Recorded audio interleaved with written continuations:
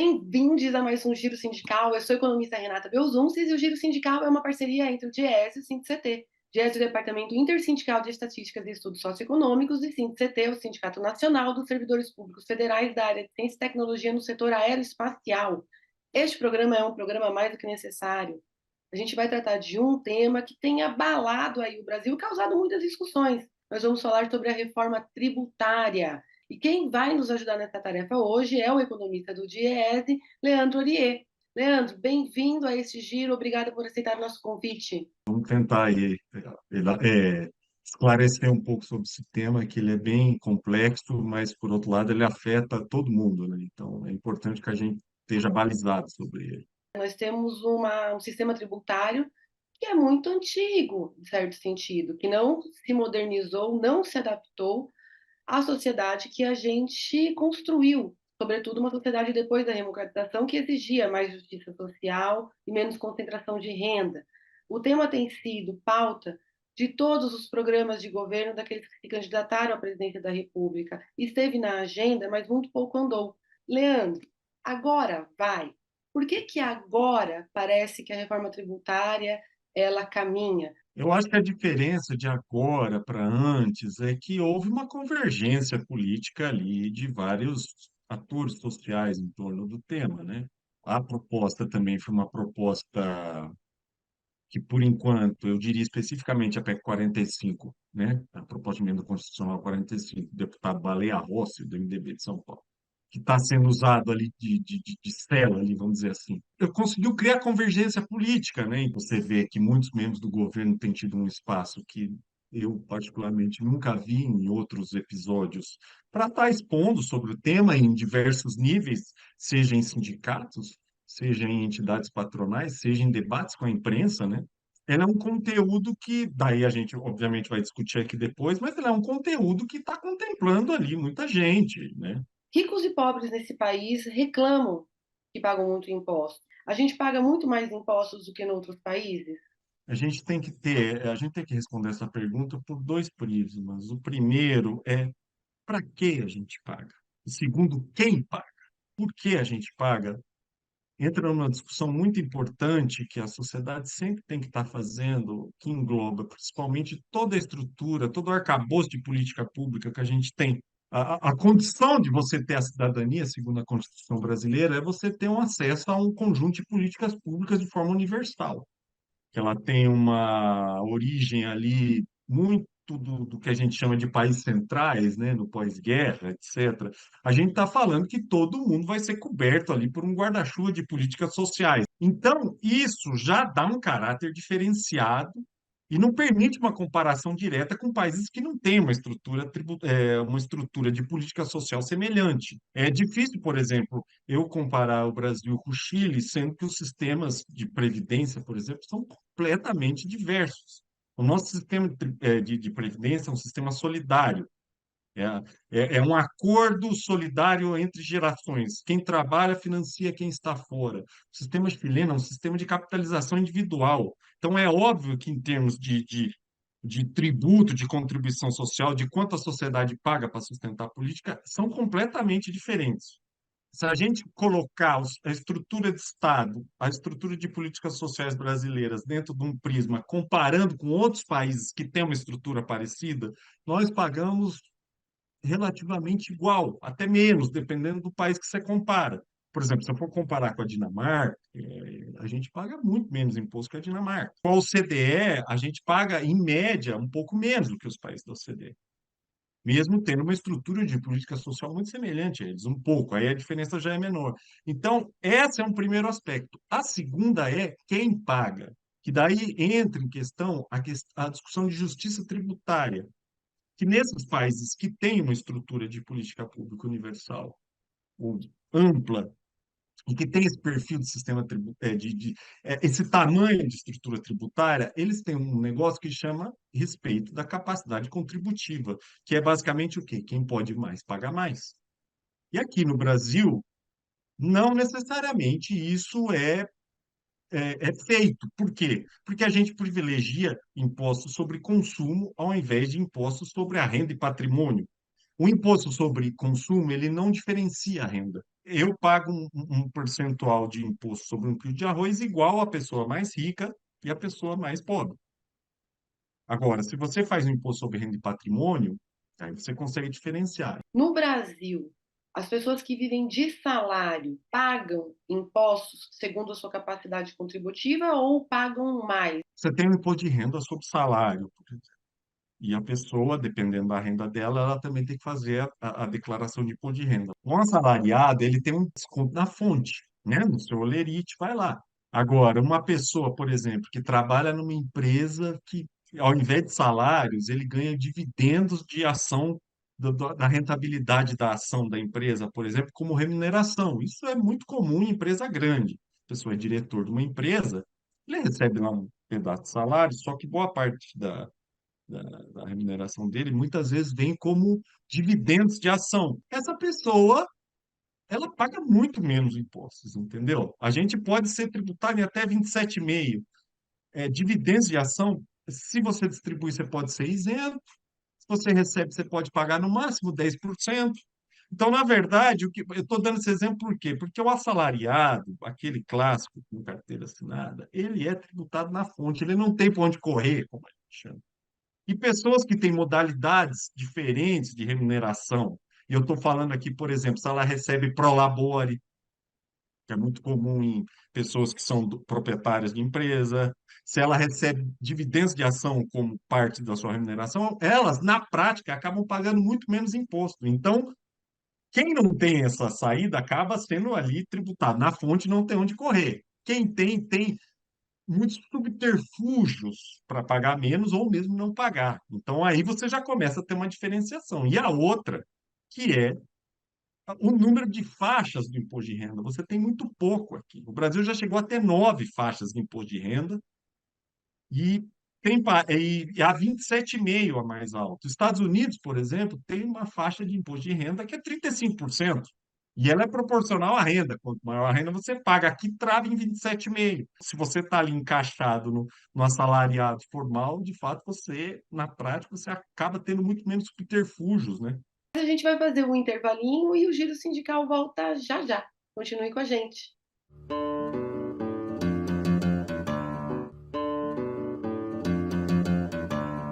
O Giro Sindical está de volta e este programa recebe o economista do Diese, Leandro Orie, e a nossa conversa aqui é sobre a reforma tributária. O que é um sistema tributário? Como ele funciona? Quais são as suas principais características? Vamos dizer assim, você tem um governo, o governo tem várias formas de se financiar, né? Porque não existe país no mundo que não precise, o governo não precise se financiar. Eu poderia emitir moeda, é muito usual, eventualmente um estado ou outro faz isso, numa emergência.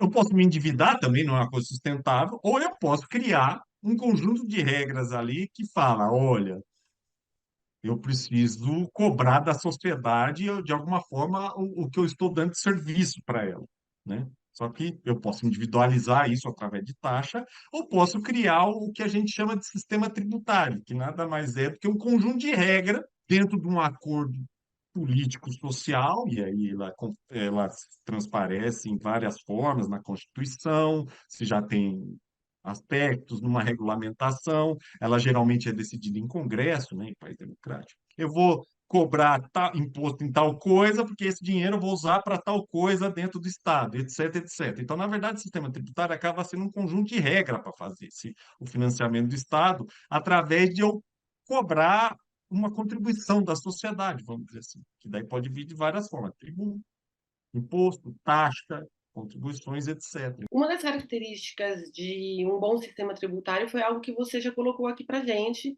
que é a capacidade, o respeito à capacidade contributiva de cada um. Tem outras características que possam ajudar a gente a definir um bom um sistema tributário de qualidade? Além de ele ter um conceito que a gente chama de justiça fiscal, que é basicamente o quê? Respeitar isso que você acabou de falar, e isso você obtém como? Você tributando mais formas de cobrança de impostos que você possa diferenciar a pessoa pela renda. O imposto sobre consumo, eu não consigo diferenciar, eu não sei quem está comprando aquele produto. Alguns bens eu até consigo, que a gente pode chamar aqui de bens de luxo, mas a maioria, quem que compra um quilo de arroz? Todo mundo compra um quilo de arroz. Então, eu não tenho como diferenciar. Então, o imposto sobre o consumo tem que ser um pedaço, mas um imposto, um sistema tributário adequado para respeitar a capacidade contributiva, a maior parte da arrecadação tem que ser sobre renda e patrimônio, que aí eu consigo tributar mais quem pode mais. Aqui no Brasil, o que acontece é que, como a maior parte do imposto é sobre consumo, proporcionalmente, os pobres pagam mais imposto que os ricos. Ele precisa ser progressivo. A segunda questão, ele precisa ser um sistema que tenha uma transparência, né? Para a pessoa sentir que aquele imposto que ela está pagando, onde está sendo usado, no que está sendo usado, de que forma o Estado está aplicando esse dinheiro. Ele não pode ser tão heterogêneo entre as regiões, porque daí você acaba criando guerra fiscal, que é terrível também, né? É uma guerra fratricida do ponto de vista tributário dos estados e municípios, porque, na verdade, fica um concurso para ver quem dá mais isenção, quem deixa de arrecadar mais imposto. Então, você tem aí uma série de problemas na estrutura tributária brasileira em comparação de outros, ele é muito complexo, é óbvio, e ele, ao mesmo tempo que ele é complexo, ele tem uma coisa que eu acho que é pior ainda, que ele tem muito subterfúgio, muita forma de você fazer o que se chama aí de planejamento tributário, que é basicamente forma de você burlar o fisco de alguma forma, legalmente falando.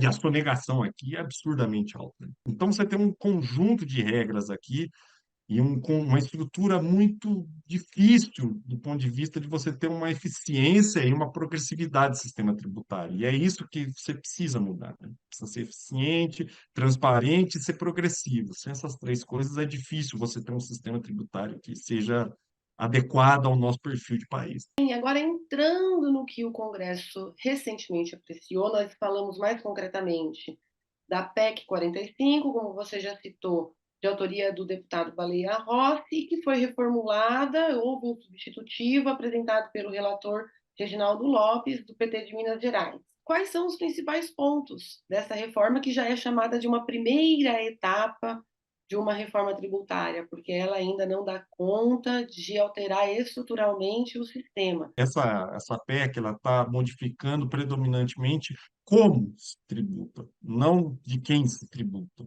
Tem algumas coisas relacionadas a patrimônio, mas a maior parte dela é mudar o conceito de como se tributa. Eu diria que as coisas principais são, primeiro, é criar o IVA brasileiro, né, o Imposto sobre Valor Adicionado, que é um tipo de imposto que você evita o que se chama tributação sobre cascata, né?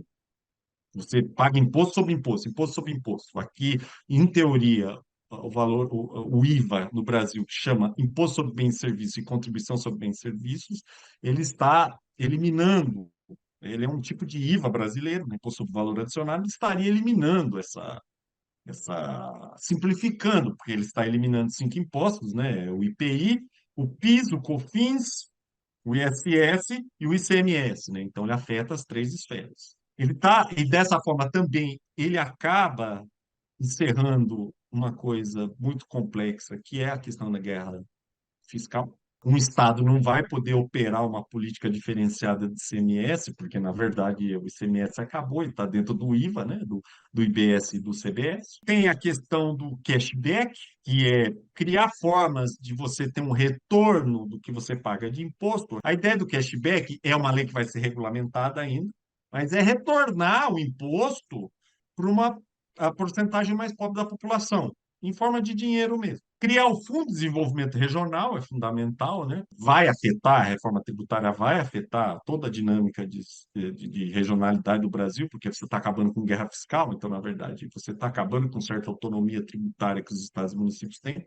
Então, você vai criar um fundo regional e vai criar um conselho federativo relacionado a que estados e municípios consigam sentar e discutir essas coisas, que o que a gente precisa entender é que você está criando, substituindo um monte de imposto federal, municipal, estadual, vai criar o nosso IVA brasileiro, que tem uma alíquota única, e você vai distribuir os pedacinhos dele para cada um, né? Um Hum. pedaço fica no governo federal, um governo vai para o estado, outro para o município, né? E você precisa ter ali um espaço para que todo mundo sente e discute, ó, para mim estou com problema, porque eu recebia mais, menos, então seria um espaço de mediação. E ele mexe um pouco na tributação sobre patrimônio, né? Ele institui a tributação sobre que a gente chama de avião, de jatinho, IPVA de jatinho e barco, que era uma coisa que não existia. Ele tenta dar uma progressividade sobre o imposto sobre herança, né, o ITCMD, apesar que alguns estados já têm isso, né, lança bases para atualização dos valores do IPTU, né, porque tem cidades que o valor da planta venal são valores defasados de 20, 30 anos e os municípios arrecadam muito menos. E a gente comentou aqui que é a primeira, é a chamada primeira fase da reforma, essa que simplifica e muito timidamente toca em alguns pontos que são centrais e você já trouxe isso em diversos momentos. O projeto pode passar por modificações, mas te pergunto agora, se ele fica como ele está hoje, ele resolve quais problemas do nosso sistema tributário brasileiro? O conceito do governo para fazer essa reforma é o que eles chamam de neutralidade. Você tira uma fotografia de como está a estrutura tributária, como ela está distribuída, e você fala assim: eu quero mudar a forma de tributar, desde que não mude a incidência dentro do jeito que está essa fotografia. Que eu não quero fazer uma estrutura uma modificação de quem paga. Eu quero fazer uma modificação de como se paga. A ideia não é ter aumento de carga tributária sobre o PIB. Só que, por outro lado, diminuição da complexidade do sistema geraria ganho de eficiência que te faria crescer do ponto de vista econômico, né? Então, você arrecada mais imposto, etc. Esse é o discurso do governo. Então, na verdade, o princípio dessa primeira fase da reforma é manter a neutralidade maior ponto de vista possível. Tem surgido alguns setores de que, olha, vai me tributar mais. Eu acho que o setor de serviços teve alguma coisa relacionada a isso. E, na verdade, são ajustes que têm que ser feitos. E, na verdade, você tem que ir avaliando se, de fato, ele está sendo tributado mais ou, na verdade, é um setor, uma atividade, uma pessoa que está usando algum tipo de subterfúgio para pagar menos. É importante que seja feita essa diferenciação. É a maior reforma tributária olha, eu me arrisco a dizer, desde Paeg, lá na década de 60, feita pelos militares, entendeu? Então, obviamente, vai demandar um tempo muito grande de ajuste. E sobre a qualidade, sobre o conteúdo da reforma, essa primeira fase, obviamente, foi o que eu falei, ela está focada muito na forma de tributar e não de quem tributa. Tem alguma coisinha de quem tributa, mas predominantemente a forma de tributa. A gente precisa mudar também a forma de quem é o tributo. Porque, senão, você vai ter problemas no IVA, de calibrar a alíquota do IVA.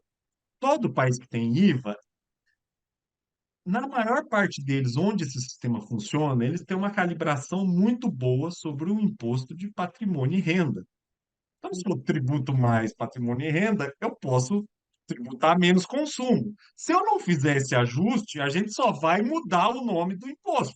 Por isso que essa segunda fase é importante. E eu acho que, por último, um efeito prático dessa reforma, e isso é muito importante que a gente observe se de fato vai acontecer ou não, é que ele acaba com o efeito cascata. Tem que haver alguma redução de preços em quem sofre, alega que sofre setores econômicos, etc., que sempre reclamaram do efeito cascata. Ele, em tese, ele está acabando com o efeito cascata. Ou seja, se um setor, uma determinada atividade econômica, reclama do efeito cascata, você implementa o IVA e ele continua cobrando o mesmo preço, você tem que ir lá e falar, meu, por que que você está cobrando esse preço se não existe mais efeito cascata? O giro sindical volta já.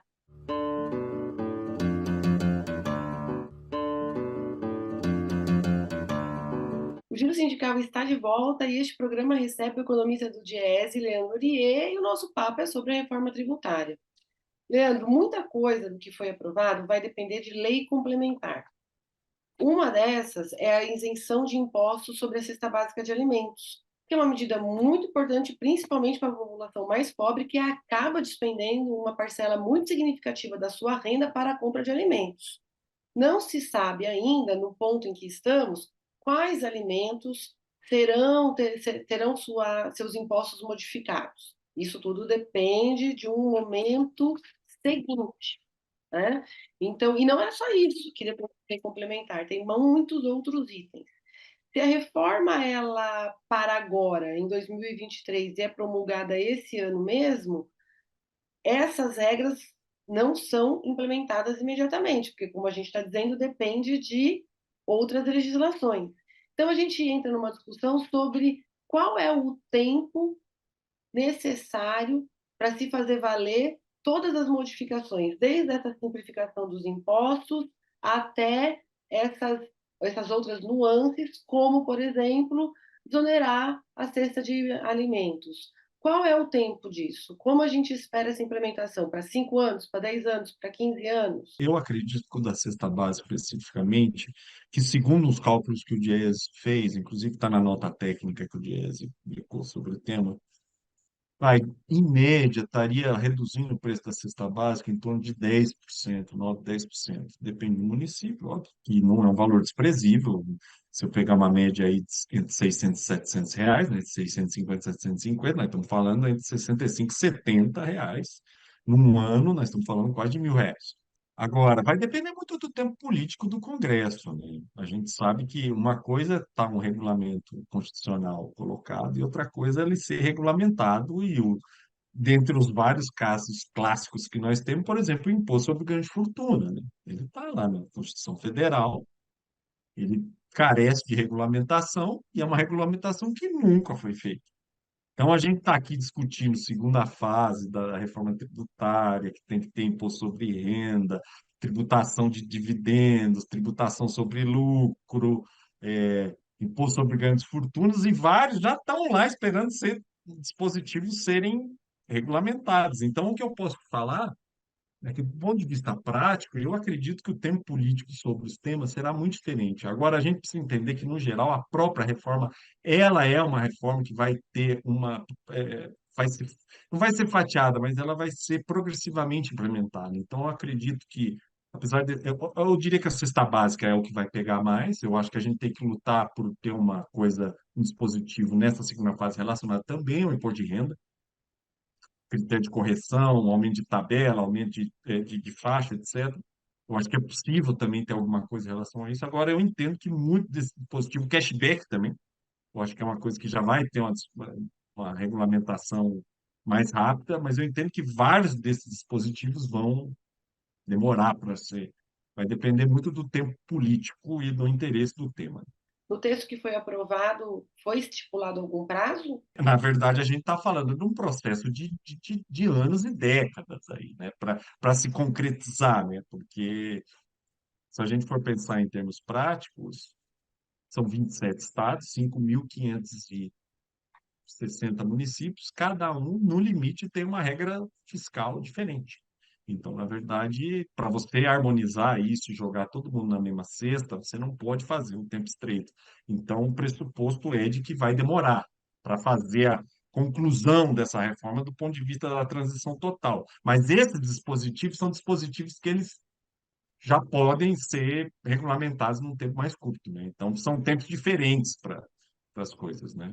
Vindo essa segunda fase da reforma, quais são as questões que a gente deveria colocar nelas, Leandro, no seu ponto de vista, para a gente tornar o nosso sistema tributário mais justo? Para ter um sistema tributário que tenha justiça fiscal, a gente tem que ter progressividade nele. Um pobre não pode pagar mais do que o rico proporcionalmente.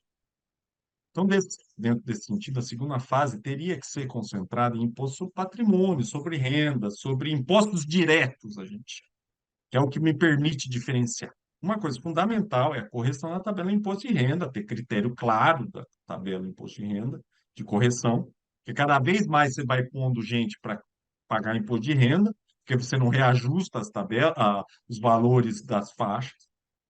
Você tem que aumentar o número de faixas de alíquotas também, 27,5. Uma pessoa que ganha R$ 7.000 e uma pessoa que ganha R$ 700.000, elas pagam 27,5. Não pode. Uma pessoa que ganha 700 mil, ela tem que ter uma alíquota maior. Segunda coisa é tributar lucros e dividendos distribuídos a pessoas físicas. Existia a tributação sobre lucro e dividendo até 1995 e acabou, então tem que voltar. A gente tem que reformular, por exemplo, o imposto sobre a terra. O imposto sobre a terra é tipo, grosseiramente falando, é o IPTU das propriedades rurais. Não existe dispositivo que desestimule você ter grandes extensões de terra que você não faz nada. Além de ele representar muito pouco, arrecadação, mas muito pouco menos arrecadação federal. Ele ainda possui uma série de exceções que, na prática, uma pessoa que tem um latifúndio que não faz nada, ela acaba sendo tributada igual uma pessoa que tem um uso muito importante da terra ali, né? Outra coisa é tributação sobre remessa de lucro de empresa estrangeira. Antigamente existia isso também, não existe mais, era 15%. Não existe. Então, na verdade, a empresa lucra aqui, manda para fora. Você não cria dispositivo para internalizar parte desses recursos como investimento, por exemplo. Em muitos outros países isso é feito. E tem que instituir imposto sobre ganho de fortuna. Estou falando de gente que tem 100 milhões, 50 milhões, entendeu? A gente precisa criar também formas de desestimular a sonegação. E, por fim, e aí a gente, eu entendo que seria uma regulamentação, a gente tributar bem supérfluo, né? Mas isso eu entendo que precisa ter um critério mais fino, né? Porque tributar sobre bem de consumo, diferenciar, ele exige uma certa, uma discricionariedade adequada, né? A reforma tributária, ela também poderia incidir, ela também poderia contribuir para a necessária transição ecológica no Brasil, ao tributar mais bens poluentes, menos bens que Sim. são mais amigáveis ao meio ambiente. Tem lá um imposto, né? Que é um imposto diferenciado que tá sendo criado, que na verdade é um imposto que ele vai ter uma característica de ser meio arbitrário do ponto de vista de você aplicar ele em determinado tipo de coisa e outro não. Então, existe na reforma tributária um dispositivo que cria esse tipo de tributação, imposto seletivo. Então, na verdade, ele contribui, de certa forma, com isso. A concepção dele é essa, né? A gente precisa ver que é desestimular esses produtos ambientalmente poluentes e prejudiciais à saúde, né? Então, a gente precisa acompanhar o dispositivo. Eu agradeço demais. Obrigada. Até uma próxima. Obrigado pelo convite. Até mais.